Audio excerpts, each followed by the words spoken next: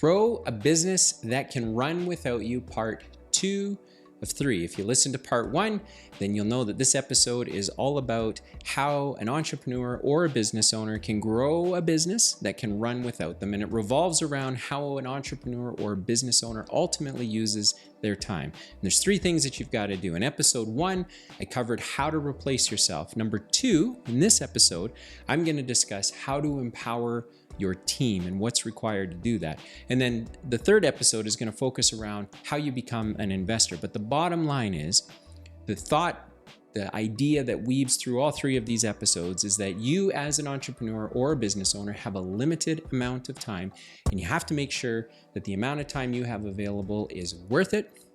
And there's some hourly math that you can work out to figure out whether or not it is worth it.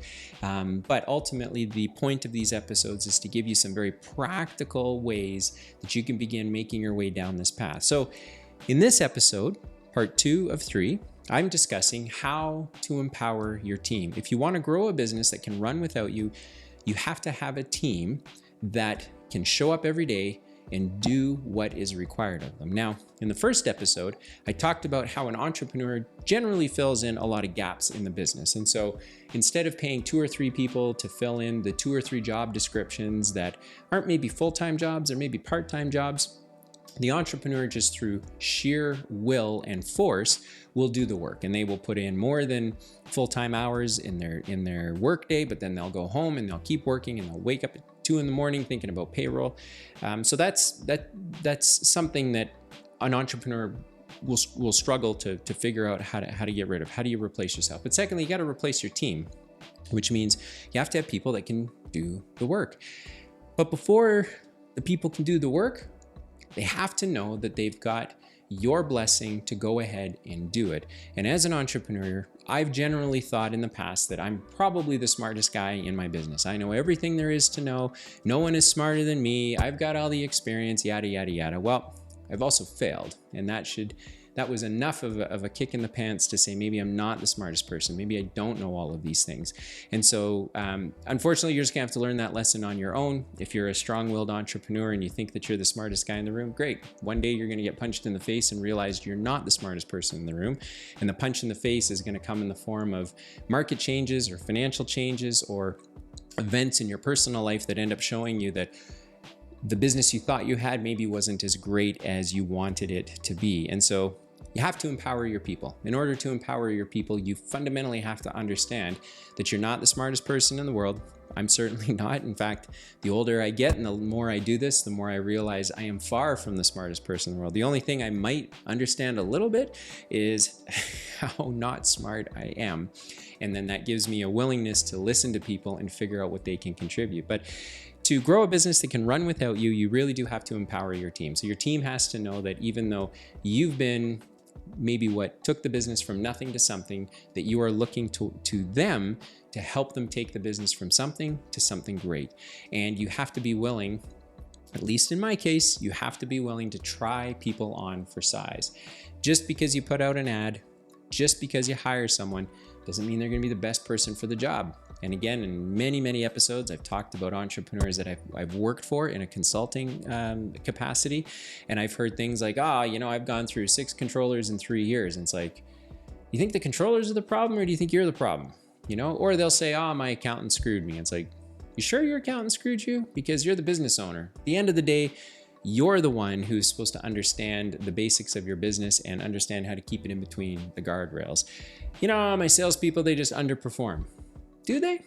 Do they really underperform? Or is your marketing strategy so poorly put together that for all of the work not being done in your marketing plan, you're shuffling it down to your salespeople and they don't have the tools, they don't have the resources, they don't have the value proposition, you're not bringing them the right leads? Well, our marketing company, they just don't get us good leads. Really? You sure the marketing company doesn't get you good leads? Maybe you haven't figured out the kind of customer that your business needs to work with.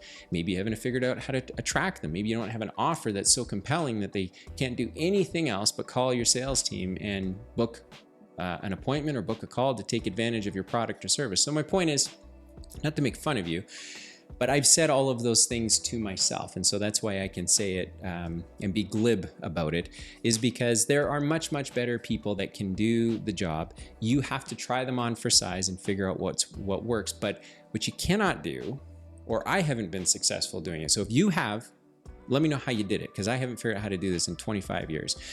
But you can't just say to someone, here's the job, off you go. I'm looking for a report at the end of 30 days, and if you didn't do the job I asked you to do, you're out of here. It just doesn't work that way. Leadership is still a very real thing. Entrepreneurship, being a business owner, requires having goals, having objectives. If your objective is to grow a business that can run without you, then you need to tell your team that, because it sets the expectation that your team says, okay, you're going to empower us to help you reach that goal, because we're going to collectively do this together. But I still need your participation. I still need you to set the tone. I still need you to fill in the gaps in my knowledge. I still need you to help me become as passionate about what we're doing as you are. And empowering your team doesn't mean empowering them and walking away. Empowering them means serving them. In fact, where I have recognized the most leverage in working with people is when I am prepared to say, every time I talk to someone, is there anything I can be doing to help you? I've met so many entrepreneurs that carry around this attitude of, and this is fine, by the way, if this is your style, then this is your style. It's not mine. And from what I can tell, it doesn't work if you want to run or grow a business that runs without you. But many entrepreneurs will say, you know what, the people should just be lucky to have a job. You know, nobody knows what I went through. Nobody knows what it took for me to get here. Okay, I mean, that's one attitude. Another attitude is, hey, I won't get to where I'm going if I can't help people get to where they are going. People want to work in a business and be recognized for their talents, for their skills. They want to have fulfillment in their work. They want to go home at night and not be worried about work. They want to come in every day and know that they're contributing. And the only way that happens, as far as I can see, is through servant leadership, where someone comes to the table in the capacity of an entrepreneur or a business owner or a decision maker or someone who's in a position of authority and says, how can I help you? What can I do to make sure that you need to get to where you're going? And by empowering your team, you're not hiring people and walking away. You're hiring people and then you are working for them. You know, there's that classic line, if I can make other people successful, then I will be successful. And I think this really embodies that point. Empowering your people means hiring people that have the capacity and the competency to do the job you need done, but then walking alongside of them and serving them until they no longer need you to help them. And there will come a time, trust me, that's going to happen. If you've done this properly, and I've seen it happen countless times in the situations I've been involved in, there's a lot of investment required at the onset. You have to invest a lot of time, you have to invest a lot of energy, you have to be patient. For someone like me, I have to learn not to be so short-tempered, because to me, things that are very, very obvious are not as obvious to other people. But if you can grind through all of that, what you end up doing is making an investment into somebody who over time will pay you back. And we know that time is really the only value that any of us have. At the end of the day, it's not our money, it's not our status, it's not our accumulation of things. It truly is our time. In fact, that's kind of the theme through all three of these episodes is, as an entrepreneur and a business owner, you have a limited amount of time. How are you going to use it to grow a business that can run without you?